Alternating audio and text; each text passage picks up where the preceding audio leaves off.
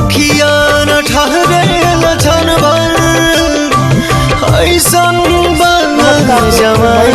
सिंह और आप देख रहे हैं भोजपुरी पब्लिक न्यूज। और आज के इस वीडियो में हम बात करने वाले हैं भोजपुरी फिल्म घातक का गाना कब आएगा।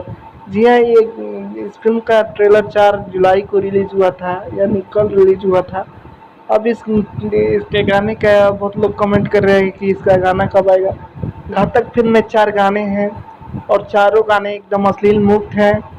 एक सैड सॉन्ग है और 3 रोमांटिक गाने हैं और तीनों गाने एकदम अश्लील मुक्त हैं। पावर स्टार पवन सिंह एकदम अश्लील मुक्त गाने लेकर आ रहे हैं। भोजपुरी इंडस्ट्री में एकदम साफ सुथरी फिल्म लेकर आ रहे हैं और एक महंगी बजट की फिल्में लेकर आ रहे हैं।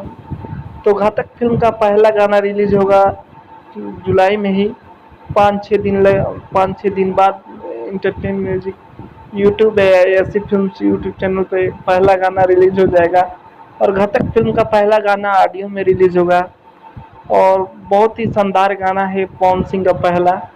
तो आप लोगों को घातक फिल्म के गाने का न्यूज़ कैसा लगा कमेंट करके बताएं और घातक फिल्म के गाने का कितना इंतज़ार है वो भी कमेंट करके बताएं। और हमारे चैनल पर नए हैं तो चैनल को सब्सक्राइब कीजिए और घंटी